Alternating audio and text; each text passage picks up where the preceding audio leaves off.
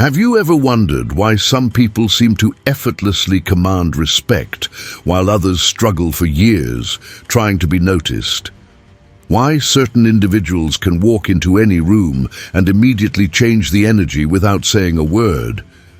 Perhaps you have been conditioned to believe that good people finish first, that honesty always wins, that being kind and understanding will open every door. But what if everything you were taught about success was designed to keep you controllable and predictable?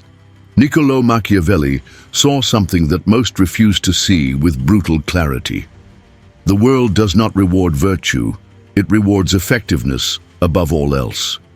Effectiveness often requires understanding the darker mechanics of human nature in its rawest form. Not the version we post online, but the raw instincts that drive behavior when no one is watching. This video is not for those who want to remain comfortable in their illusions.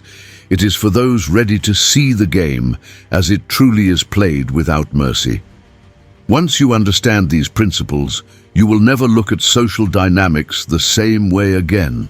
The truth will set you free from the naive belief that playing fair guarantees fairness in return. Machiavelli did not write to teach cruelty, he wrote to teach clarity about power dynamics. The kind of brutal honesty that cuts through illusions and shows you how power actually moves through the world. If you can stomach the truth, it will change everything you thought you knew about success. Most people live their entire lives as pawns in games they do not even know exist around them. They react instead of plan, they hope instead of prepare, they trust instead of verify every single interaction. Then they wonder why others seem to advance, while they remain stuck in the same patterns.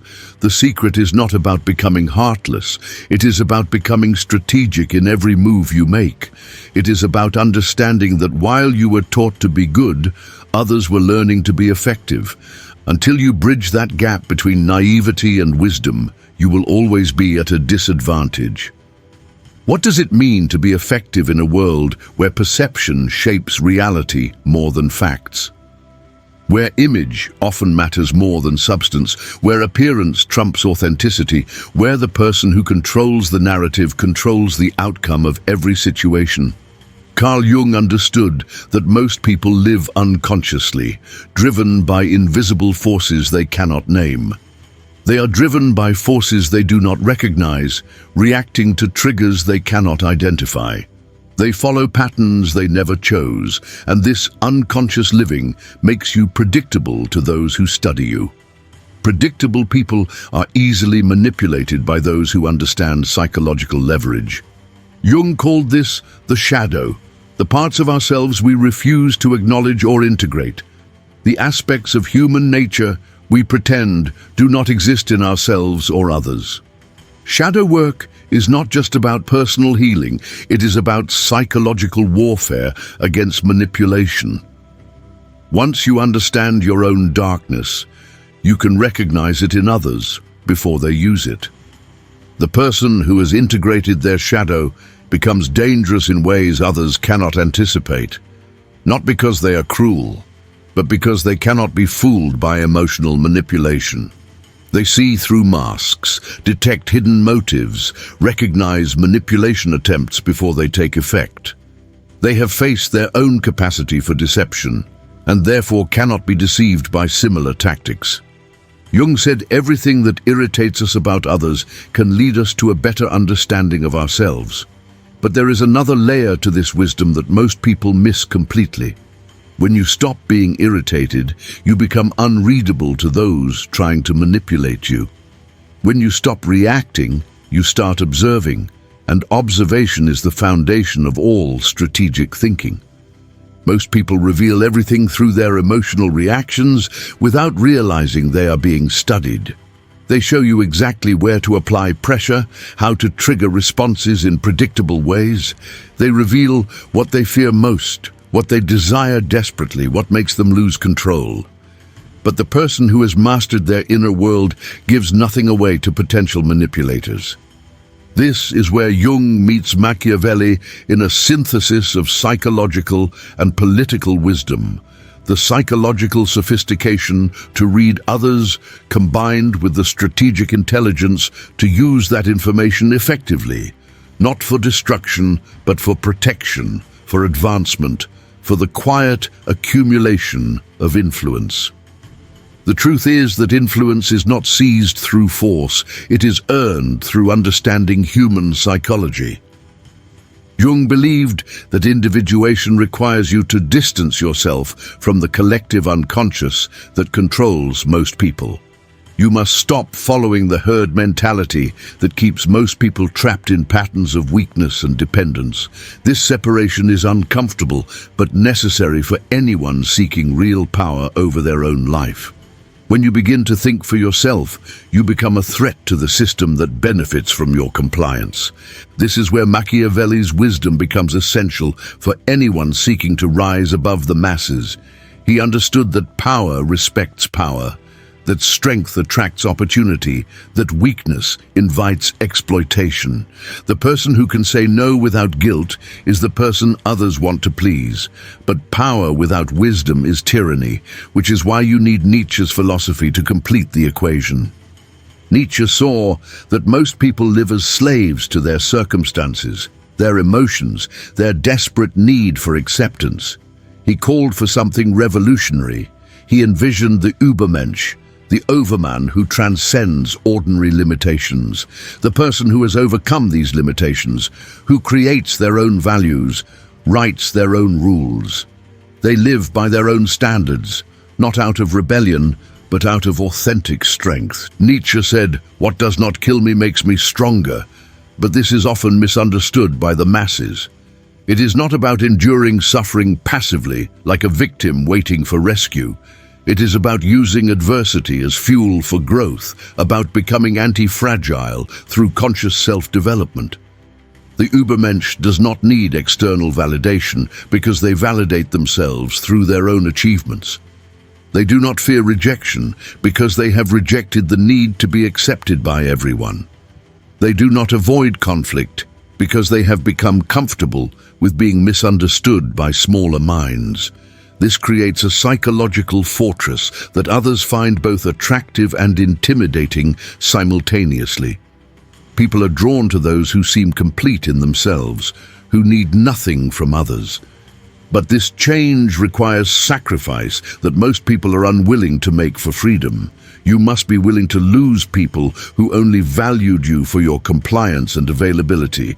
You must be willing to be misunderstood by those who benefited from your weakness and submission. You must be willing to walk alone until you find others who can match your level of consciousness.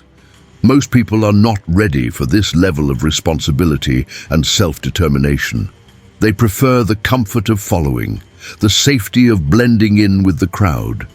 They choose the ease of letting others make decisions for them rather than thinking independently. But comfort is the enemy of growth, and safety is often an illusion created by weakness. Machiavelli wrote, "It is better to be feared than loved if you cannot be both simultaneously." But this is not about inspiring terror. It is about commanding respect through demonstrated competence. It is about developing a presence that makes people think twice before attempting to manipulate you. Fear in this context means consequence, the knowledge that crossing you will cost more than it benefits them. This is not cruelty, it is boundaries enforced consistently and without apology or explanation. The person who can be loved and feared simultaneously has achieved something rare in human dynamics. They inspire affection but never doubt. They create warmth but maintain respect. They invite closeness but maintain mystery. They show kindness but never weakness that can be exploited. This requires what Machiavelli called virtù, not virtue in the moral sense but excellence in practical application. The ability to adapt to changing circumstances while maintaining your core objectives and values.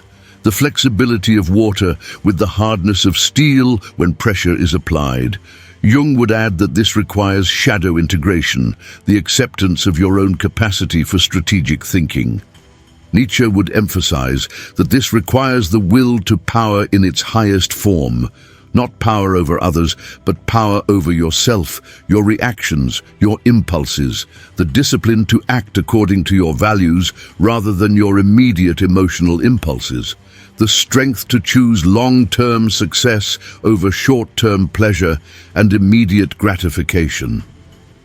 These three philosophers understood that human nature includes both light and shadow in every individual, both cooperation and competition, both love and strategic calculation exist within us all. The person who denies half of this equation will always be vulnerable to those who accept the whole. This is why nice people often finish last, not because the world is evil, but because they refuse to acknowledge evil. Their naivety makes them easy targets for those who operate with fewer illusions about human nature. But you do not have to become what you oppose to protect yourself from it. You do not have to abandon your values. You simply need to protect them more intelligently. You need to understand that your goodness is precious, precisely because it is rare and valuable. This means learning to say no without explanation, justification, or apology to those who would exploit you, to walk away without justification, to protect your energy without feeling guilty about self-preservation. It means recognizing that your time, attention, and emotional investment are valuable resources that should not be wasted. These resources should be allocated strategically, not given away freely to anyone who asks. Most people give these resources away, hoping that generosity will be reciprocated by others eventually.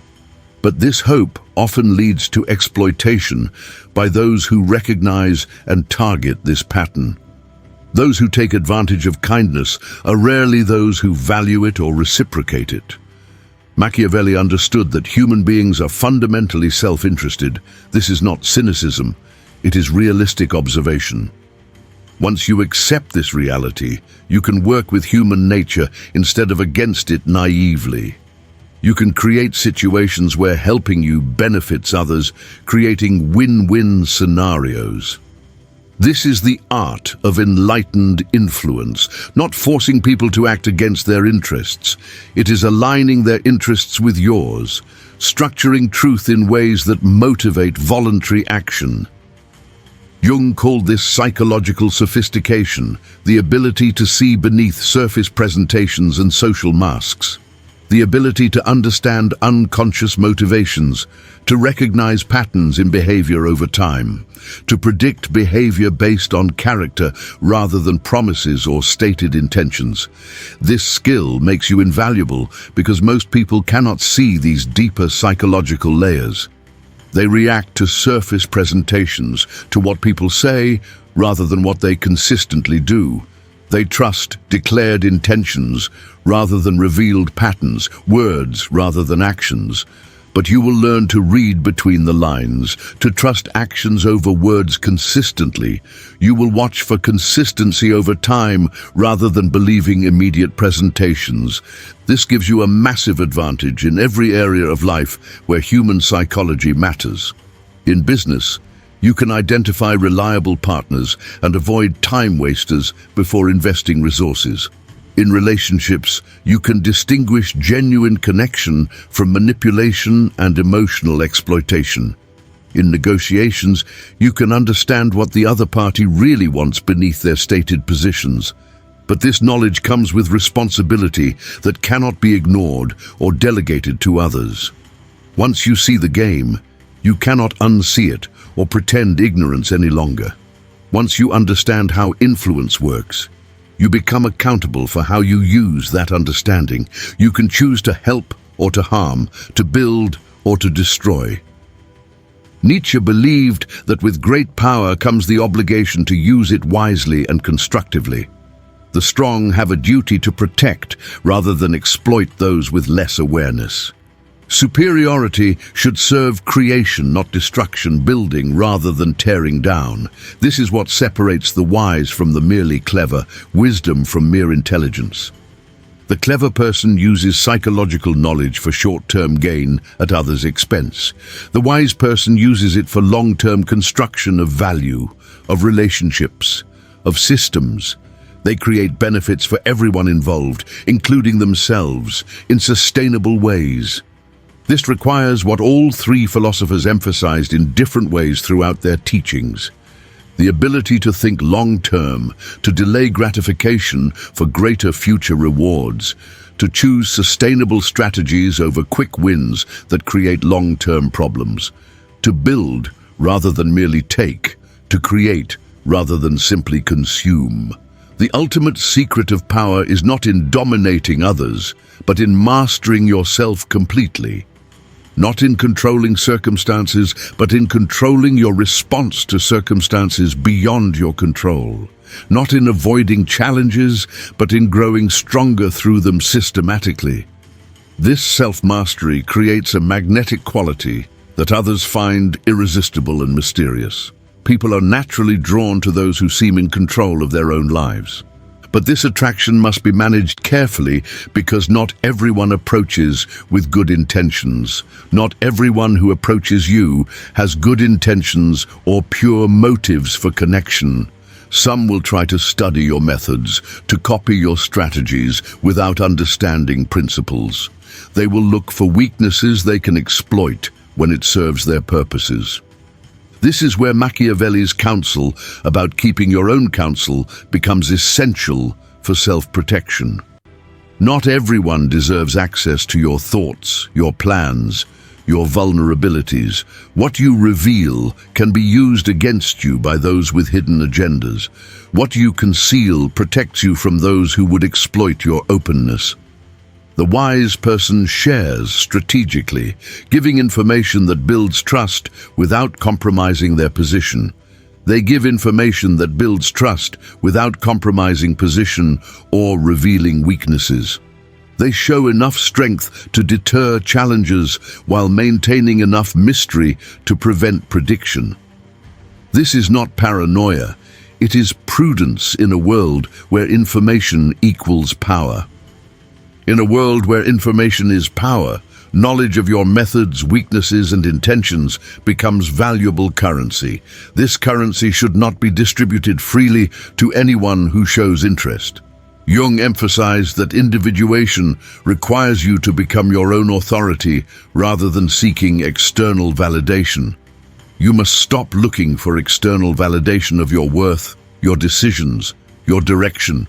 This independence is attractive, but also threatening to those who profit from others' dependence on their approval. When you stop needing others' approval, you become unpredictable to those trying to control you. When you stop following conventional wisdom, you become dangerous to established power structures. When you start creating your own path, you become either inspiration or threat, depending on perspective. This is why the awakening process often involves loneliness that tests your commitment to growth. The people who knew the old you may not recognize the new you emerging. Those who could appreciate your growth may not yet be present in your life, but this loneliness is temporary and necessary for authentic development to occur. It creates space for higher quality connections with people who can match your evolution. Connections with people who can match your level of awareness and commitment to truth. People who share your commitment to growth, your willingness to face hard truths. Nietzsche called this the loneliness of the strong, the price of rising above mediocrity, the price of rising above the crowd, of thinking for yourself instead of following, the cost of taking responsibility for your own development rather than following safe paths. But this loneliness changes into solitude, which changes into strength over time. This evolution cannot be rushed or forced. It must be allowed to develop naturally. This strength becomes presence, and presence is what changes rooms before you speak a word. It changes conversations before you participate, outcomes before you act consciously. This presence comes from the integration of shadow and light, of wisdom and strategy. It comes from being whole rather than fragmented, integrated rather than conflicted internally. It comes from being someone who can operate at multiple levels simultaneously without confusion. Someone who can be soft and hard as the situation requires without losing authenticity. Most people are limited to one mode of being throughout their lives. They are either always nice or always aggressive, never adapting to circumstances. But psychological sophistication requires range, flexibility, the ability to calibrate your approach appropriately. The ability to calibrate your approach to each unique situation you encounter. This adaptability, combined with consistent core values, creates what Machiavelli called the ideal prince. Someone who can be whatever the situation requires while never losing sight of ultimate objectives. The secret is not in being feared or loved, but in being necessary to others. In becoming someone whose absence would be felt, whose presence adds measurable value. Someone whose presence adds value, whose perspective provides clarity in confusing situations. This necessity comes from competence, from reliability, from consistent delivery of results. It comes from the ability to see situations clearly and respond appropriately without emotional reactivity, from being someone who can be counted on to handle complexity without losing composure. Jung, Machiavelli and Nietzsche all understood that true power lies not in forcing outcomes. It lies in becoming the kind of person around whom favorable outcomes naturally occur. This requires years of inner work, of skill development, of character building through consistent practice. But the investment pays compound returns over time as your reputation and capabilities grow. Once you become someone who commands natural respect, who attracts opportunity effortlessly, you have achieved something invaluable. This is the ultimate freedom that no external force can take away from you. The freedom that comes from self-mastery, from not needing others to validate your worth. The security that comes from competence, from knowing you can handle whatever challenges arise.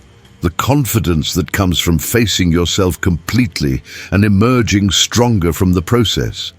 Most people spend their lives running from this confrontation, preferring comfortable illusions to uncomfortable truths. But you have chosen differently by engaging with these ideas instead of avoiding them. By reading this far, you have demonstrated willingness to see what others avoid seeing. Now the question becomes, what will you do with this understanding and knowledge? Will you use it to justify cynicism or to build wisdom that serves others? Will you use it to manipulate others or to stop being manipulated by them? Will you use it to close your heart or to protect it more intelligently? The choice is yours, but choose consciously rather than drifting into unconscious patterns. Unconscious power is destructive. Conscious power is creative and builds lasting value. The world needs more creators, more builders, more people who understand complexity, more people who understand human nature well enough to work with it constructively. This is your invitation to step into that role with full awareness. To become someone who can see clearly, think strategically, act decisively when action is required. This is how you become someone who understands the game well enough to play it masterfully. When you understand these principles, when you integrate these philosophies into your daily actions, you do not just win, you help others win too, and that is how you change the world positively. One conscious interaction at a time, one relationship at a time. The secret is not just in learning these concepts, but in embodying them completely, in becoming living proof that wisdom and strength can coexist harmoniously, that power and compassion can work together rather than against each other, that you can be effective without being destructive, powerful without being cruel. This embodiment takes time, patience, practice, and commitment to continuous growth. The willingness to make mistakes and learn from them without harsh self-judgment. The humility to recognize when you fall back into old patterns of unconscious reaction. The courage to correct course without self-judgment, to start again when necessary.